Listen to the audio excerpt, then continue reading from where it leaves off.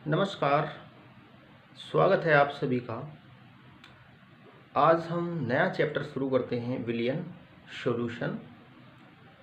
और आज इस चैप्टर में हम पढ़ेंगे विलियन किसे कहते हैं, विलियनों के प्रकार, विलेयता किसे कहते हैं, अति संतृप्त विलियन, असंतृप्त विलियन, और विलेयता को प्रभावित करने वाले कारक कौन कौन से हैं। इन टॉपिक्स का अध्ययन आज हम इस वीडियो में करेंगे। तो शुरू करते हैं। सबसे पहले विलियन किसे कहते हैं। देखो, विलियन किसे कहते हैं। विलियन कहते हैं दो या दो से अधिक पदार्थों के समांगी मिश्रण को। दो या दो से अधिक पदार्थों के समांगी मिश्रण, होमोजीनियस मिक्सचर को विलियन कहते हैं। देखो, समांगी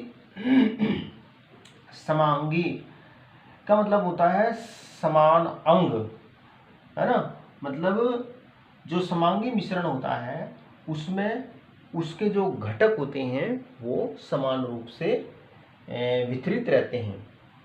समांगी मिश्रण का जो रासायनिक संगठन होता है और गुण होते हैं वो सर्वत्र समान रहते हैं। तो दो या दो से अधिक पदार्थों के समांगी मिश्रण को विलियन कहते हैं। देखो, जैसे जब हम पानी में जब हम चीनी घोल देते हैं तो हमें चीनी का विलियन प्राप्त होता है। तो हमें क्या, चीनी का विलियन प्राप्त होता है। इसी प्रकार से यदि पानी में हम यदि नमक घोल दें तो हमें नमक का विलियन प्राप्त होता है। नमक का विलियन प्राप्त होता है ना। देखो, जैसे एक पात्र में हमने लिया पानी, है ना, और इसमें हमने मिला दी चीनी।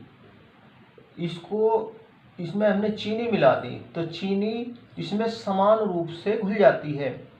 चीनी क्या इसमें पानी में समान रूप से घुल जाती है ना।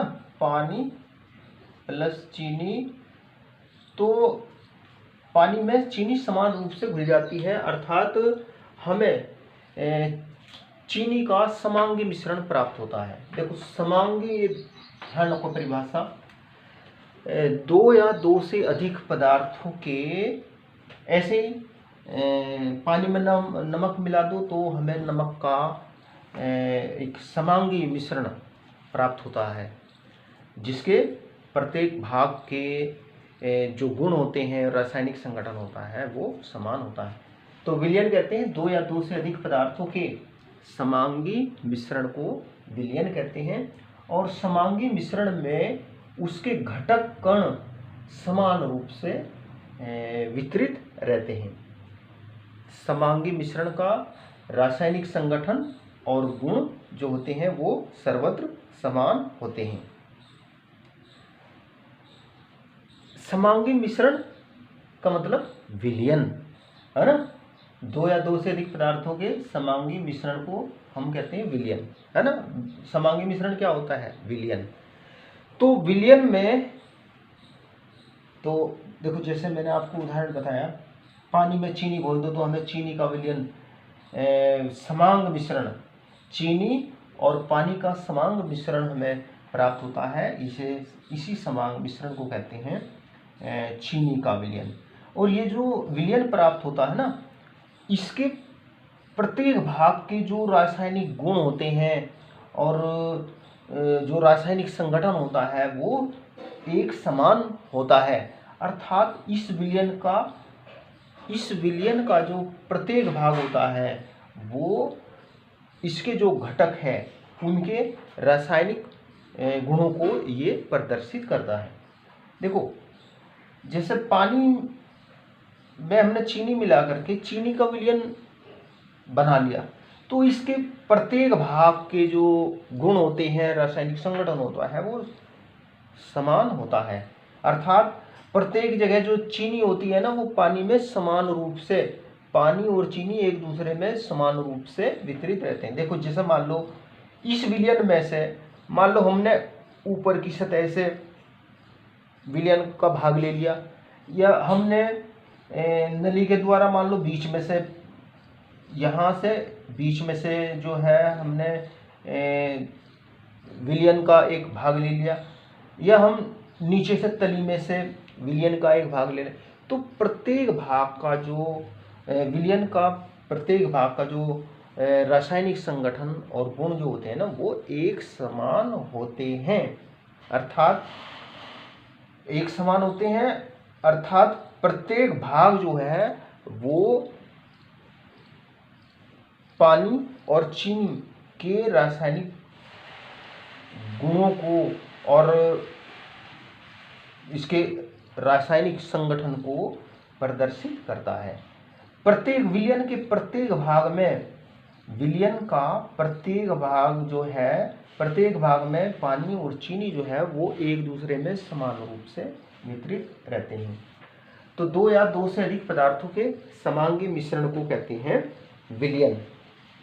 और विलयन का प्रत्येक भाग विलयन के घटकों, विलेय और विलायक के रासायनिक गुणों को प्रदर्शित करता है। अब देखो इसमें जो पानी होता है, पानी होता है, पानी में नमक मिलाएंगे, नमक का विलयन। जो पानी होता है उसे कहते हैं विलायक। पानी को क्या कहेंगे? विलायक। विलायक अंग्रेजी में बोलते हैं सोलवेंट, सोलवेंट। और नमक को क्या कहेंगे? विलेय। विलेय को कहते हैं सोल्यूट। विलेय को क्या बोलेंगे? सोल्यूट। देखो जो पानी होता है, पानी की जो परावस्था होती है वो द्रव होती है, जो नमक की परावस्था होती है वो ठोस होती है। लेकिन जो विलयन होता है इसकी परावस्था क्या होगी? इसकी परावस्था क्या होती है? द्रव, है ना। परावस्था विलयन की क्या होती है? द्रव, द्रव होती है।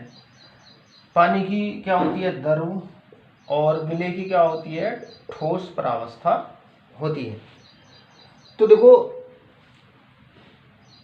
विलेय, विलायक क्या होता है? विलेय, विलेय का मतलब जो घुल रहा है, विलायक का मतलब जिस माध्यम में विलेय घुल रहा है। वैसे परिभाषा ये होती है कि विलयन के जिस घटक की भौतिक परावस्था, विलयन के जिस घटक की भौतिक परावस्था विलयन जैसी होती है वो तो होता है विलायक। भाई देखो विलयन में दो चीज होती है, एक विलेय और विलायक, है ना। एक घुलने वाला, एक घोलने वाला। तो विलयन का जो घटक, जिस घटक की जो मूल भौतिक परावस्था विलयन जैसी होती है वो तो होता है विलायक, और दूसरे घटक को कहते हैं विलेय। देखो जैसे मैंने आपको ये बताया कि जो पानी और नमक है, इसमें जो पानी है इसकी जो परावस्था है वो द्रव है, और नमक का जो विलयन है इसकी परावस्था क्या है? वो भी द्रव है। तो जिस घटक की परावस्था विलयन जैसी होती है, पानी की परावस्था विलयन जैसी है, तो पानी क्या है? विलायक है। नमक की और दूसरे घटक को क्या कहते हैं? विलेय कहते हैं। समझ रहे इस बात को? विलेय और विलायक, भाई सामान्यतः विलेय क्या होता है? विलेय घुलने वाला होता है, विलायक जिस माध्यम में विलेय घुलता है ना। तो परिभाषा ये होती है, जैसे पानी चीनी का विलयन है ना। तो पानी में चीनी घोलने पर चीनी का विलयन हमें प्राप्त होता है। पानी की परावस्था क्या होती है? द्रव होती है। चीनी की परावस्था क्या होती है? ठोस होती है। विलयन की परावस्था क्या होती है? द्रव होती है ना। इनकी परावस्था ये क्या होती है? ये होती है। तो विलयन के जिस घटक की परावस्था, इसमें दो घटक हैं ये, है ना। इसमें इस विलयन के दो घटक हैं, और इस चैप्टर में हम जो द्विअंगी विलयन होते हैं, द्विअंगी मतलब जिसके दो अंग होते हैं, बाइनरी सॉल्यूशन, इस प्रकार के विलयनों का अध्ययन करेंगे। देखो इसमें ये दो अंग है ना, द्रव पानी और चीनी ये एक द्विअंगी विलयन है। तो विलयन के जिस घटक की जो प्रावस्था होती है वो विलयन जैसी होती है, वो विलयन वो पदार्थ क्या कहलाता है? विलायक। तो यानी कि ये क्या है? ये है विलायक। ये क्या है? विलायक, सोलवेंट। और दूसरे घटक को क्या कहते हैं? विलेय। दूसरा घटक क्या कहलाता है? विलेय, है ना, सोल्यूट, उसे बोलते हैं सोल्यूट। अच्छा, अगर विलयन के जो दो घटक होते हैं, विलेय और विलायक, उनकी जो भौतिक प्रावस्था होती है वो दोनों की भौतिक प्रावस्था समान हो, तो उनमें जो घटक अधिक मात्रा में होता है उसे फिर बोलते हैं विलायक, और जो घटक कम मात्रा में होता है उसे बोलते हैं विलेय, है ना, उसे बोलते हैं विलेय। तो ये विलेय क्या होता है? विलायक क्या होता है? ये आपकी समझ में आ जाना चाहिए। देखो, जैसे 10% एथिल एल्कोहल या एल्कोहल ही बोलिए इसको, 10% एल्कोहल का जलीय विलयन है। एल्कोहल का जलीय विलयन, एल्कोहल का ये जलीय विलयन है। तो देखो, इसमें 10% का मतलब इसमें 10% एल्कोहल है और बाकी 90% इनमें पानी है। तो देखो, जो एल्कोहल होता है, एल्कोहल और पानी से मिलकर के ये बनता है, ये बन गया एल्कोहल का जलीय विलयन। तो इसकी जो प्रावस्था होती है वो द्रव होती है, पानी भी द्रव होता है, एल्कोहल भी द्रव होता है। तो अब देखो, ये 10% एल्कोहल का जलीय विलयन है, तो एल्कोहल इसमें 10 ही भाग है। तो जो विलयन, अगर विलेय और विलायक, देखो एल्कोहल पानी आपस में मिलकर के समांगी मिश्रण अर्थात विलयन बनाते हैं। तो और इसकी प्रावस्था द्रव होती है, एल्कोहल की प्रावस्था भी द्रव होती है, लेकिन इसकी जो मात्रा है वो कम होती है। तो अगर विलेय और विलायक दोनों की प्रावस्था समान है तो उनमें जिस घटक की जो मात्रा होती है वो कम होती है, जो घटक कम मात्रा में होता है उसे बोलते हैं विलेय। उसको क्या बोलेंगे हम? विलेय। और दूसरे घटक को बोलेंगे, जो घटक अधिक मात्रा में होता है उसे बोलेंगे विलायक। उसको क्या बोलेंगे? विलायक, या इसको बोलेंगे सोलवेंट। तो ये विलयन आपकी समझ में आना चाहिए। दो या दो से अधिक पदार्थों का समांगी मिश्रण जो होता है वो विलयन कहलाता है। और विलयन में उपस्थित प्रत्येक घटक जो है वो उसमें विलयन में समान रूप से वितरित रहता है। विलयन का प्रत्येक भाग जो है, प्रत्येक भाग के गुण और रासायनिक संगठन जो होते हैं वो समान होते हैं, अर्थात विलयन का प्रत्येक भाग जो है वो विलेय और विलायक दोनों के गुणों को प्रदर्शित करता है। विलेय और विलायक क्या होते हैं? जिस घटक की प्रावस्था विलयन जैसी होती है उस घटक को विलायक बोलते हैं, और विलयन के दूसरे घटक को विलेय बोलते हैं। अगर प्रावस्था जो है दोनों घटकों की समान है तो जो घटक अधिक मात्रा में उपस्थित होता है उसको हम क्या बोलेंगे? उसे बोलेंगे विलायक, सोलवेंट। जो अधिक मात्रा में उपस्थित होता है उसे विलायक, सोलवेंट, और जो कम मात्रा में उपस्थित होता है उससे बोलते हैं विलेय, है ना, सोल्यूट। और देखो, जो विलयन होता है, विलयन में उपस्थित प्रावस्था का मान 1 होता है। विलयन में उपस्थित प्रावस्था का मान जो होता है 1 होता है, अर्थात विलयन जो है एक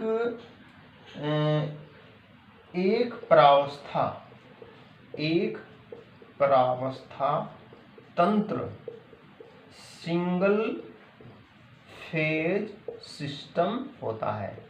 एक प्रावस्था तंत्र, सिंगल फेज सिस्टम होता है। देखो विलयन में उपस्थित प्रावस्था का मान 1 होता है। इसका मतलब ये है, देखो जैसे हमने पानी में चीनी घोली, पानी में हमने चीनी मिला दी। पानी की प्रावस्था क्या होती है? द्रव होती है। चीनी की प्रावस्था क्या होती है? ठोस होती है। लेकिन विलयन की इन दोनों जब ये घुल जाते हैं तो विलयन की प्रावस्था क्या होती है? वो द्रव होती है ना। चीनी उसमें घुली होती है, वो ठोस के रूप में नहीं होती। तो अब विलयन की प्रावस्था, अब एक प्रावस्था हो इसकी द्रव प्रावस्था विलयन की 3 हो सकती है, या ठोस होगी, या द्रव होगी, या गैस होगी। तो तीनों में से एक प्रावस्था होती है। तो विलयन जो होता है वो एक सिंगल फेज सिस्टम होता है। और जिस विलयन में 2 घटक होते हैं उसे द्विअंगी विलयन कहते हैं। जिसमें 2 घटक, 2 कंपोनेंट होते हैं विलयन में, उसे द्विअंगी विलयन बोलते हैं। 3 घटक होंगे तो उनको त्रिअंगी विलयन बोलेंगे। और इस चैप्टर में हम जो द्विअंगी विलयन है, बाइनरी सॉल्यूशन, उनके बारे में पढ़ेंगे। तो ये तो मैंने आपको बताया विलयन किसे कहते हैं। देखो विलयन में उपस्थित विलेय और विलायक की प्रावस्था के आधार पर जो विलयन होते हैं वो 9 प्रकार के होते हैं। देखो पदार्थ की 3 प्रावस्थाएं होती हैं, ठोस, द्रव, गैस। तो ये तीनों प्रावस्थाएं एक दूसरे में अलग अलग एक दूसरे के साथ जो है मिलकर के 9 प्रकार के 9 प्रकार के सॉल्यूशन बनाती हैं। तो वो 9 प्रकार के सॉल्यूशन कौन से होते हैं उनको देखते हैं। तो 9 प्रकार के विलयन होते हैं। देखो जब विलायक गैस, तो एक विलयन ये हो गया। जब विलेय गैस होती है विलायक द्रव होता है, एक विलयन ये। जब विलेय गैस होती है विलायक ठोस होता है, एक विलयन ये, है ना। मतलब एक प्रावस्था 3 अलग अलग प्रावस्था के साथ में सॉल्यूशन बनाती है। ऐसे ही द्रव 3 अलग अलग ठोस, द्रव, गैस के साथ में, ऐसी ठोस 3 अलग अलग प्रावस्थाओं के साथ में मिलकर के कुल 9 प्रकार के विलयन होते हैं, है ना। जैसे गैस जब विलेय गैस होती है विलायक भी गैस होता है, तो आपस में मिलकर विलयन बनाते हैं। जैसे 2 गैसों का मिश्रण, जैसे वायु में कहीं 2 या 2 से ज़्यादा जो गैसें होती हैं आपस में मिली होती हैं। जैसे गैस विलेय होती है विलायक द्रव होता है। जैसे सोडा वाटर में जल में CO2 घुली होती है ना। विलायक क्या होता है? जल, और उसमें क्या घुली होती है? CO2, विलेय CO2 होती है। गैस विलेय है, यानी कि गैस घुली होती है विलायक में, गैस घुली होती है ठोस विलायक में। जैसे पैलेडियम पर हाइड्रोजन का अवशोषण। देखो विलेय द्रव है, यानी कि द्रव घुला होता है द्रव में, जैसे जल में अल्कोहल का मिश्रण, है ना। जैसे इसमें द्रव घुला है, विलायक क्या है? गैस, मतलब गैस में द्रव घुला हुआ है। जैसे वायु में जलवाष्प। द्रव ठोस में घुला हुआ है, जैसे सोडियम के साथ पारे का अमलगम। सोडियम धातु ठोस होती है, सोडियम धातु जो होती है वो ठोस होती है, पारा द्रव होता है। तो ये आपस में मिलकर अमलगम बनाते हैं। ठोस जैसे मिश्र धातुएं, पीतल, कांसा, ये इस प्रकार का विलयन बनाते हैं ठोस आपस में। जब विलेय ठोस होता है विलायक गैस होती है, जैसे कपूर का नाइट्रोजन गैस में विलयन। तो विलेय ठोस होता है विलायक द्रव होता है, जैसे चीनी का विलयन। तो कुल मिलाकर के ये 9 प्रकार के सॉल्यूशन होते हैं। प्यारे विद्यार्थियों, साधारण से विलयन से जो तात्पर्य होता है वो ये होता है कि ठोस विलेय जो है वो द्रव विलायक में घुला हुआ है। ठोस पदार्थ जो है वो द्रव विलायक में, जैसे नमक ठोस होता है वो पानी में घुला होता है। अब इसमें हम नेक्स्ट अगला टॉपिक देखते हैं, ठोस विलयन। देखो ठोस विलयन क्या होते हैं। ठोस विलयन, सॉलिड सॉल्यूशन, सॉलिड सॉल्यूशन। देखो ठोस विलयन वे होते हैं, ठोस विलयन वे ठोस होते हैं, ठोस विलयन वे ठोस होते हैं जिनमें एक घटक, वे ठोस होते हैं जिनमें एक घटक दूसरे घटक में, जिनमें एक घटक दूसरे घटक में परमाणविक रूप से, परमाणविक रूप से, मतलब परमाणविक रूप से यानी कि परमाणविक स्तर से वितरित होता है, स्तर से वितरित होता है। देखो ठोस विलयन वे ठोस होते हैं जिनमें एक घटक दूसरे घटक में परमाणविक स्तर से वितरित होता है। जो इस प्रकार के ठोस होते हैं उनके क्रिस्टल जालक में जालक बिंदु जो होते हैं वो विभिन्न परमाणुओं के द्वारा, विभिन्न परमाणु या आयनों के द्वारा वो भरे होते हैं। और कुछ जो ठोस विलयन होते हैं वो बड़े महत्वपूर्ण होते हैं। ठोस विलयन जैसे मिश्र धातुएं, ठोस विलयन क्या होती है, मिश्र धातुएं होती है। ठोस विलयनों के उदाहरण जैसे मिश्र धातुएं, मिश्र एलोए बोलते हैं अंग्रेजी में, जैसे मिश्र धातुएं एलोए, है ना।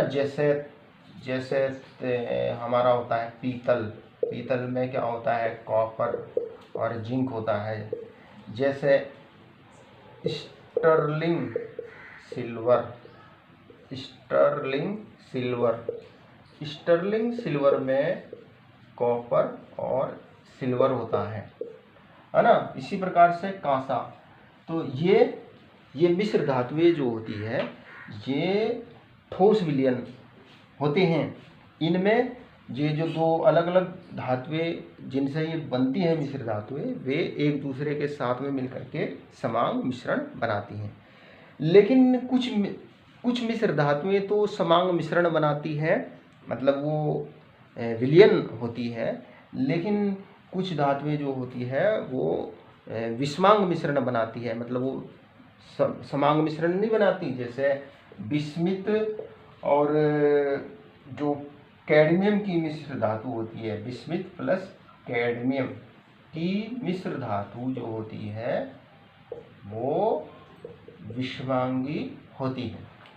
तो इसमें ये ध्यान रख लीजिए कि ठोस विलयन वे ठोस होते हैं जिनमें एक घटक दूसरे घटक में परमाणविक स्तर से वितरित होता है। देखो जो ठोस विलयन होते हैं, ठोस विलयन जो होते हैं ये दो प्रकार के होते हैं। एक होते हैं प्रतिस्थापनीय ठोस विलयन, प्रतिस्थापनीय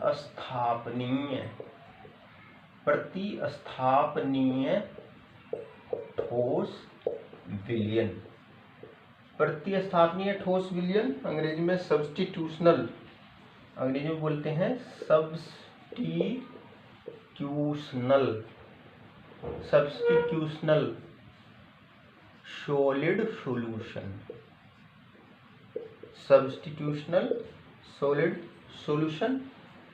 एक होते हैं अंतराकाशी ठोस विलयन, दूसरे होते हैं अंतराकाशी ठोस विलयन। अंतराकाशी ठोस विलयन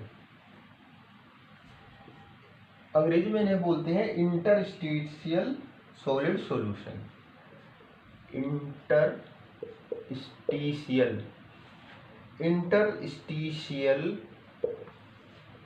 सॉलिड सॉल्यूशन। देखो वैसे तो विलयन की परिभाषा काफ़ी है, विलयन क्या होता है, लेकिन सॉलिड सॉल्यूशन क्या होते हैं इसके बारे में अगर इसे भी जान लो तो और अच्छी बात है। देखो प्रतिस्थापनीय ठोस विलयन क्या होते हैं, इसको जो है एक हम चित्र के द्वारा समझते हैं। तो ठोस विलयन दो प्रकार के होते हैं, प्रतिस्थापनीय ठोस विलयन, अंतराकाशी ठोस विलयन। देखो प्रतिस्थापनीय ठोस विलयन क्या होते हैं।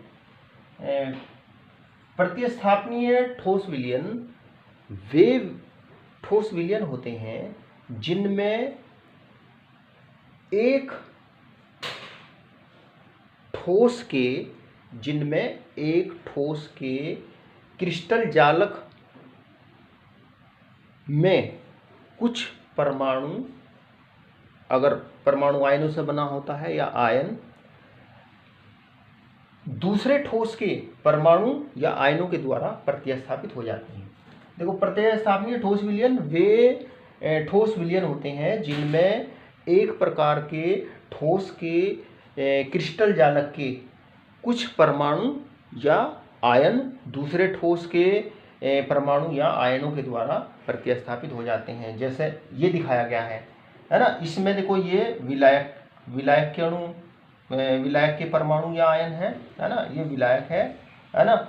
इस विलायक के जो कुछ परमाणु या आयन है ना, वो विलेय के परमाणु या आयनों के द्वारा प्रतिस्थापित हो जाते हैं। मतलब एक ठोस का जो क्रिस्टल जालक होता है, उस क्रिस्टल जालक में से कुछ परमाणु या आयन जो होते हैं वो दूसरे ठोस के परमाणु या आयनों के द्वारा प्रतिस्थापित हो जाते हैं, है ना। देखो ये विलायक है, विलायक की यहाँ भी विलायक होना चाहिए था, लेकिन इनकी जगह जो है विलेय दूसरा जो ठोस होता है उसके परमाणु या आयन क्रिस्टल जालक में आ जाते हैं। तो इस प्रकार के ठोस कहलाते हैं प्रतिस्थापनीय ठोस। जैसे तांबा, जैसे पीतल, जैसे कांसा, जैसे मोनल मेटल, है ना। तो ये कहलाते हैं प्रतिस्थापनीय ठोस।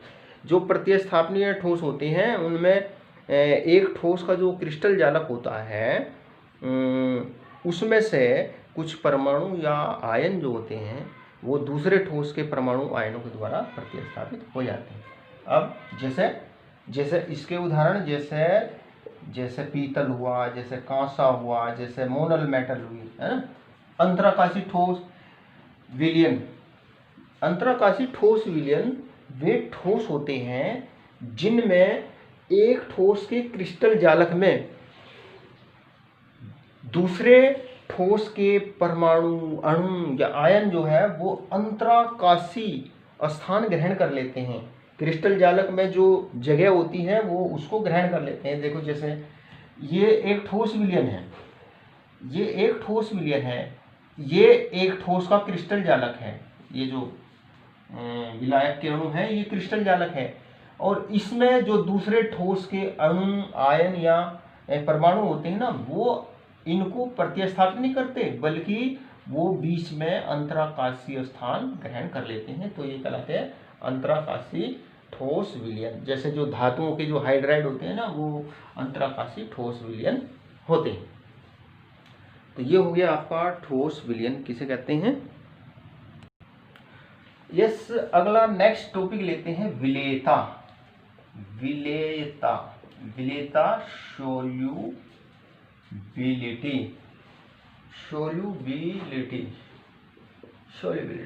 विलेयता किसे कहते हैं। देखो किसी निश्चित ताप पर विलायक की एक निश्चित मात्रा में विलेय की एक निश्चित मात्रा ही घुल सकती है, एक निश्चित अधिकतम मात्रा घुल सकती है। देखो जैसे पानी है, पानी की हमने एक निश्चित मात्रा ले ली, है ना। मान लो हमने पानी में 100 ग्राम, मान लो हमने एक पात्र में 100 ग्राम पानी ले लिया।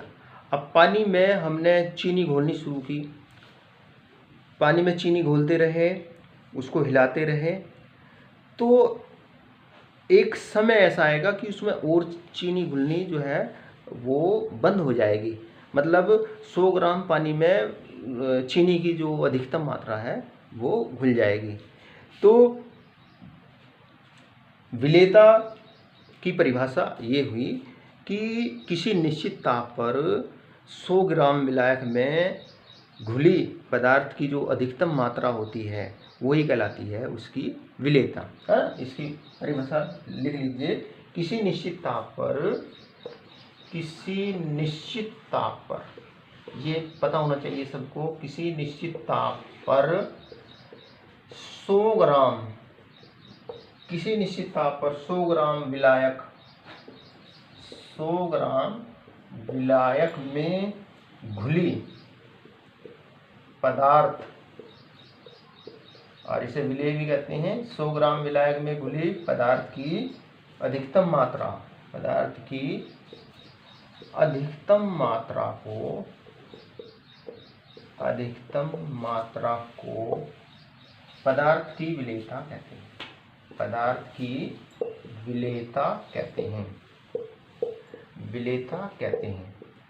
मतलब किसी निश्चित ताप पर 100 ग्राम विलायक में अधिकतम कितना पदार्थ घुला हुआ है, वो पदार्थ की मात्रा कहलाती है उसकी विलेयता। मान लो 100 ग्राम पानी है ना, 100 ग्राम पानी में, 100 ग्राम पानी में मान लो किसी निश्चित ताप पर 30 ग्राम चीनी घुलती है, किसी निश्चित ताप पर 30 ग्राम चीनी घुलती है, तो चीनी की जो विलेयता होगी वो होगी 30 ग्राम प्रति 100 ग्राम पानी, है ना, 30 ग्राम प्रति 100 ग्राम पानी, तो विलेयता ये होगी। तो 100 ग्राम विलायक में घुले पदार्थ की अधिकतम मात्रा कहलाती है विलेयता। अच्छा, नेक्स्ट अगला हेडिंग, तो विलेयता पता होनी चाहिए सबको, है ना। अगला हेडिंग असंतृप्त विलयन किसे कहते हैं, असंतृप्त, असंतृप्त विलयन, असंतृप्त विलयन या इनको बोलते हैं अनसैचुरेटेड सॉल्यूशन,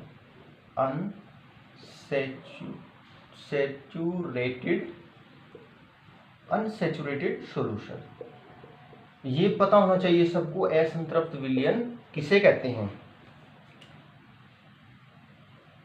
देखो, किसी भी विलयन में, किसी भी विलयन में यदि, किसी भी विलयन में यदि विलेय की मात्रा, यदि विलेय की मात्रा उसकी विलेयता से कम है, उसकी विलेयता से कम है, तो वो विलयन कहलाता है असंतृप्त विलयन। किसी विलयन में यदि विलेय की जो मात्रा होती है वो उसकी विलेयता से कम है, तो वो विलयन कहलाता है असंतृप्त विलयन। देखो, इसे इस तरीके से समझिए आप।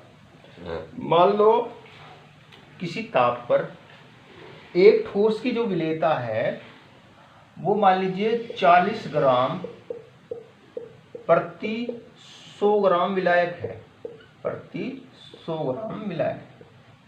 मतलब विलेयता कितनी है ठोस की, मान लीजिए एक विलयन है जिसकी जो विलेयता है वो 100 ग्राम, एक ठोस है, ठोस की जो विलेयता है वो 100 ग्राम, 40 ग्राम प्रति 100 ग्राम विलायक है। मतलब जो ठोस है ना वो 100 ग्राम विलायक में उसकी जो अधिकतम मात्रा है वो जो घुल सकती है उसमें वो 40 ग्राम है। अगर मान लो विलयन में पदार्थ की जो विलेयता है वो 40 ग्राम से कम है, अगर 100 ग्राम विलायक में मान लो इससे कम पदार्थ घुला हुआ है, मान लो 30 ग्राम घुला हुआ है 100 ग्राम विलायक में, अब अधिकतम कितना घुल सकता है, 40 ग्राम घुल सकता है, अब घुल रहा कितना, 30 ग्राम, तो वो कहलाता है असंतृप्त विलयन। यानी कि किसी विलयन में यदि विलेय की मात्रा उसकी विलेयता से कम है तो वो विलयन कहलाता है असंतृप्त विलयन। तो ये असंतृप्त विलयन की परिभाषा आप बिल्कुल, ये आपको पता होना चाहिए असंतृप्त विलयन क्या होता है। मतलब जिसमें विलेय की जो मात्रा होती है विलयन में वो उसकी विलेयता से कम होती है। अब असंतृप्त विलयन, ये तो असंतृप्त विलयन हो गया। अब संतृप्त विलयन, संतृप्त विलयन क्या होता है। संतृप्त विलयन सैचुरेटेड सॉल्यूशन, सैचुरेटेड सॉल्यूशन, देखो संतृप्त विलयन किसे कहते हैं? संतृप्त विलयन वो होता है जिसमें पदार्थ की अधिकतम मात्रा किसी निश्चित ताप पर विलेय की अधिकतम मात्रा जो है वो विलायक में घुली होती है, अधिकतम मात्रा घुली होती है, ऐसा विलयन कहलाता है संतृप्त विलयन।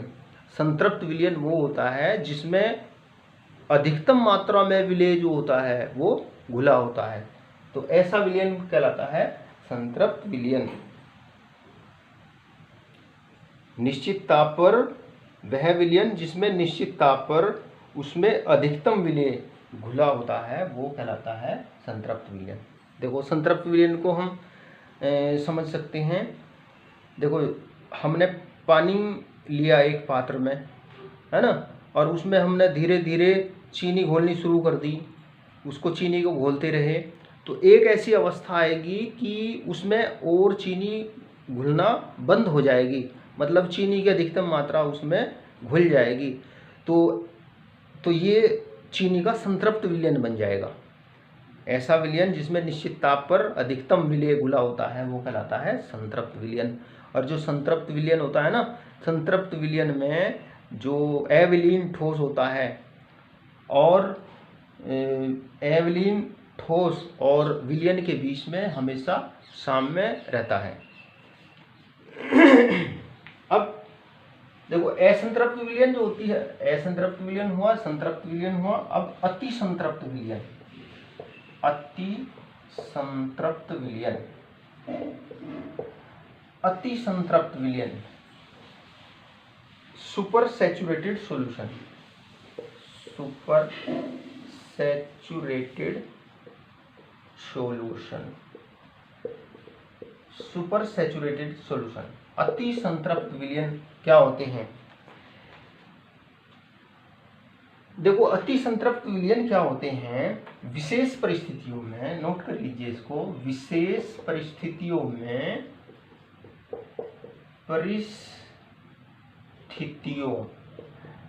विशेष परिस्थितियों में निश्चित ताप पर, विशेष परिस्थितियों में निश्चित ताप पर किसी विलयन को, निश्चित ताप पर किसी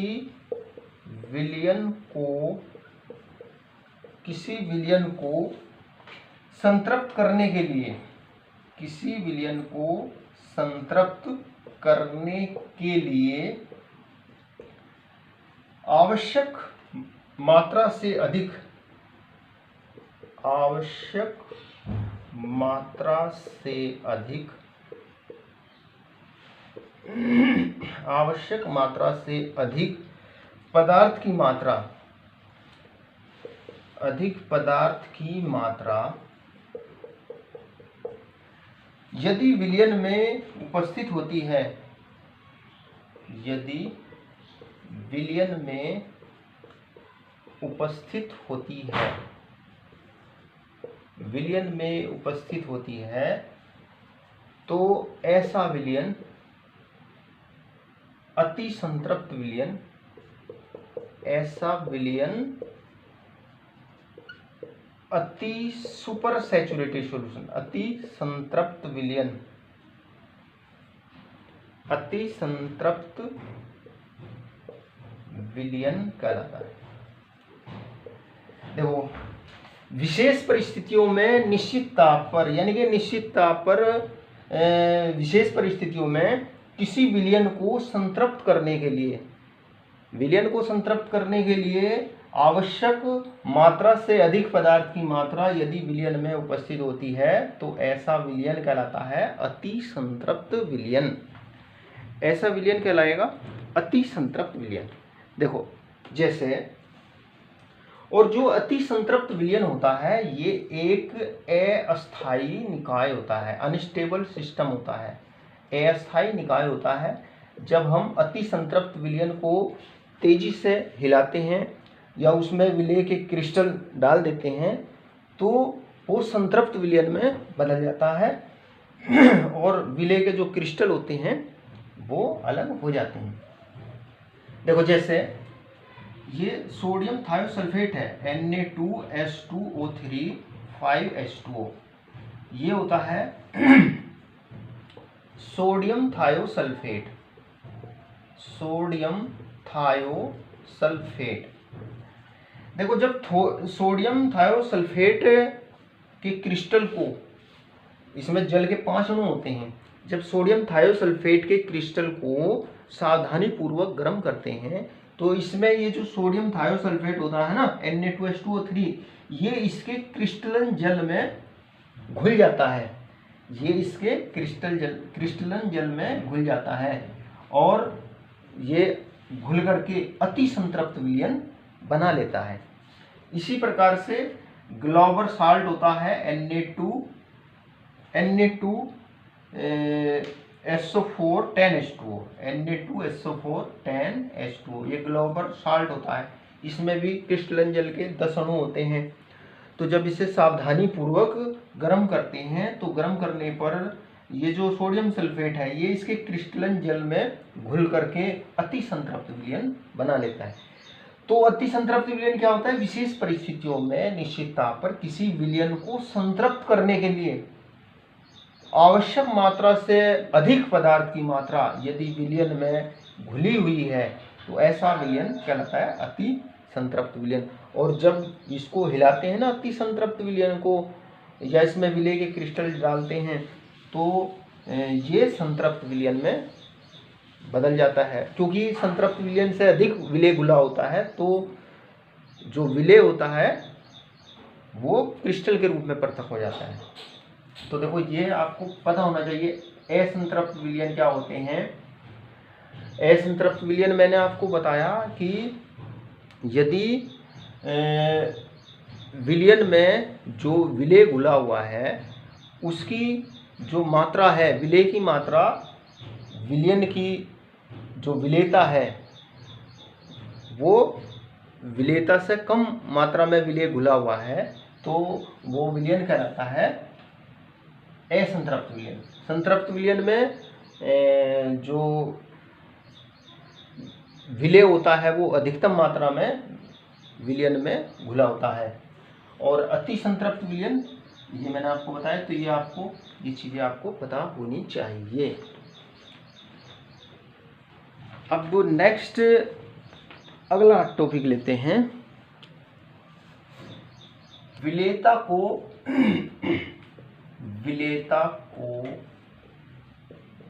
प्रभावित करने वाले कारक। विलेयता को प्रभावित करने वाले कारक। देखो निश्चित ताप पर किसी विलायक में किसी विलेय की जो विलेयता होती है वो निश्चित व स्थिर होती है। विलेय की जो विलेयता होती है, किसी पदार्थ की विलेयता जो होती है वो निश्चित व स्थिर होती है। पदार्थ की विलेयता का मान जो होता है वो, देखो मैंने आपको क्या बताया, किसी निश्चित ताप पर किसी विलायक में किसी पदार्थ की या किसी विलेय की जो विलेयता होती है ना वो निश्चित व स्थिर होती है। और पदार्थ की जो विलेयता होती है वो कई कारकों पर निर्भर करती है, जैसे ताप पर निर्भर करती है, विलेय विलायक की प्रकृति पर निर्भर करती है, और इसके अलावा जो वैद्युत अपघटय होते हैं उनमें जो सम आयन होता है उसकी उपस्थिति पर भी पदार्थों की जो विलेयता होती है वो निर्भर करती है।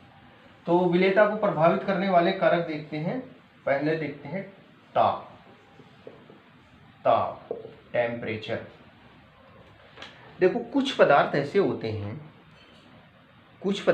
होते हैं कि जब हम उनको पानी में घोलते हैं तो पानी में घोलने पर ऊष्मा अवशोषित होती है, ऊष्मा अवशोषित होती है, जैसे पोटेशियम नाइट्रेट है ना, जैसे ग्लूकोज है ना, ग्लूकोज शर्करा है ना, ये पदार्थ ऐसे हैं जब इन्हें पानी में घोलते हैं तो ऊष्मा अवशोषित होती है। तो जो पदार्थ पानी में घुलने पर ऊष्मा अवशोषित करते हैं, ताप बढ़ाने पर उनकी विलेयता बढ़ती है। जो पदार्थ पानी में घुलने पर ऊष्मा को ग्रहण करते हैं, तो जब हम टेम्परेचर बढ़ाते हैं तो बढ़ाने पर विलयन में इन पदार्थों की जो विलेयता होती है ना, वो बढ़ती है, मतलब और ज़्यादा पदार्थ उसमें घुल जाता है। ये क्या होता है, ला-सातेलिए नियम से, है ना। ला-सातेलिए नियम के बारे में जो रासायनिक साम्य है उसमें हमने फर्स्ट ईयर में पढ़ा है ना। ये ध्यान रखिए कि जो पदार्थ ऊष्मा छोड़ते हैं घोलने पर, उनकी विलेयता जो है ताप बढ़ाने नहीं, जो पदार्थ ऊष्मा अवशोषित करते हैं, जैसे ये, ताप बढ़ाने पर इनकी विलेयता जो है बढ़ती है। विलेयता क्या होती है, ताप बढ़ाने पर विलेयता बढ़ती है। ये इनके उदाहरण नोट ध्यान रखो, जैसे KNO3 ग्लूकोज शर्करा। एक बार ये एग्जाम में विकल्प के रूप में आया था कि किस पदार्थ की जो विलेयता है वो ताप बढ़ाने पर बढ़ती है, किसकी घटती है। तो जो ऊष्मा उत्सर्जित करते हैं, कुछ पदार्थ ऐसे होते हैं जो ऊष्मा उत्सर्जित करते हैं, जैसे ऊष्मा उत्सर्जित करने वाले पदार्थ जैसे कलीचूना, है ना, कैल्शियम और कैल्शियम हाइड्रोक्साइड, जैसे कैल्शियम सल्फेट, है ना, जैसे कैल्शियम सिट्रेट।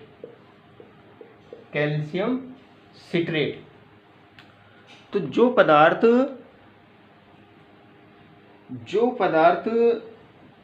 घोलने पर ऊष्मा उत्सर्जित करते हैं, उनकी जो विलेयता होती है वो ताप बढ़ाने पर घटती है। ये ध्यान रखो, जो पदार्थ ऊष्मा अवशोषित करते हैं ताप बढ़ाने पर उनकी विलेयता बढ़ती है, और जो ऊष्मा उत्सर्जित करते हैं उनकी विलेयता ताप बढ़ाने पर घटती है। तो एक कारक तो ये हुआ। दूसरा कारक है विलेय और विलायक की प्रकृति। विलेय और विलायक की प्रकृति। विलेय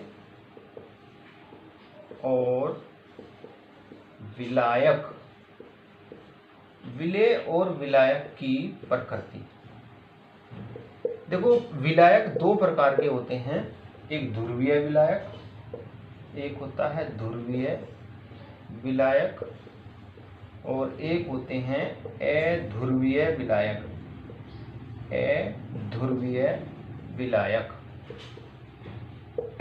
विलायक।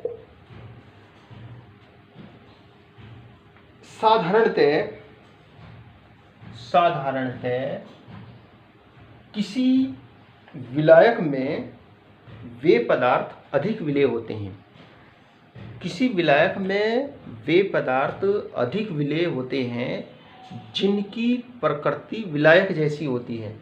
जिनकी प्रकृति क्या होती है? अगर विलेय की प्रकृति विलायक की प्रकृति जैसी है तो वो विलेय उस विलायक में घुल जाता है ना। मतलब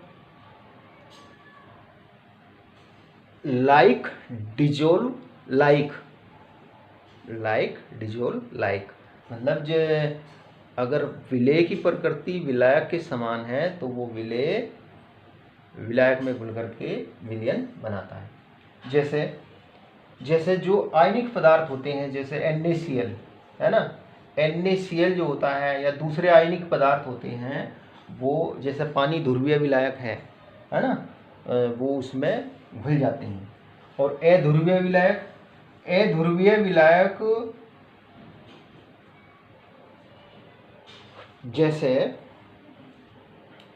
जैसे आयोडीन है। आयोडीन जो होता है ये CCl4 में, कार्बन टेट्राक्लोराइड में ये अत्यधिक मात्रा में जो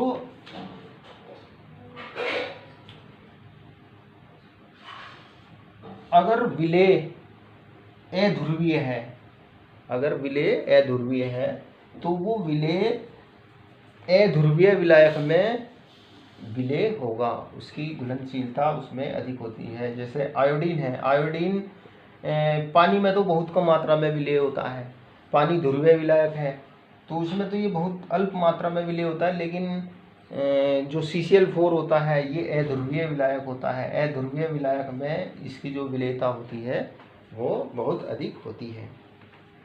तो ये ध्यान रखो, अगर विलेय और विलायक की जो प्रकृति है वो एक समान है तो वो जो है घुल करके विलयन बनाते हैं। अच्छा, एक टॉपिक और देखिए इसमें, सम आयन प्रभाव। सम आयन प्रभाव, सम आयन प्रभाव, कॉमन आयन इफेक्ट। देखो जैसे NaCl है, सोडियम क्लोराइड, और ये AgCl है, सिल्वर क्लोराइड, है ना। इसमें Na आयन है और Cl आयन है, इसमें Ag आयन है और Cl आयन है। दोनों में कॉमन आयन क्या हो गया, क्लोराइड आयन दोनों में कॉमन है। देखो जो AgCl होता है इसकी जो विलेयता होती है ना वो पानी में कम होती है, और देखो अगर NaCl भी पानी में उपस्थित है तो इस NaCl की उपस्थिति में इसकी विलेयता जो है वो और भी ज़्यादा घट जाती है, क्योंकि क्लोराइड आयनों की सांद्रता, जब NaCl विलयन में AgCl को घोलते हैं तो क्लोराइड आयनों की सांद्रता बढ़ जाती है। तो क्लोराइड आयनों की सांद्रता बढ़ने के कारण जो विलेयता गुणनफल Ksp का मान होता है उसको स्थिर रखने के लिए Ag आयनों की जो सांद्रता होती है वो घट जाती है, अर्थात AgCl की विलेयता जो है वो घट जाएगी। तो ये विलेयता को प्रभावित करने वाले कारक मैंने आपको बताए। तो प्यारे विद्यार्थियों, देखो इस जो मैंने आज आपको बताया इसमें जो इम्पोर्टेंट है वो एक तो विलयन किसे कहते हैं, है ना, और संतृप्त विलयन, असंतृप्त विलयन, अति संतृप्त विलयन क्या होता है, विलेयता किसे कहते हैं, और ये विलेयता को प्रभावित करने वाले कारक। तो मैं समझता हूँ कि आपको ये सारे टॉपिक्स समझ में आए होंगे। अब नेक्स्ट टॉपिक के लिए अगली वीडियो में मिलते हैं। Thank you.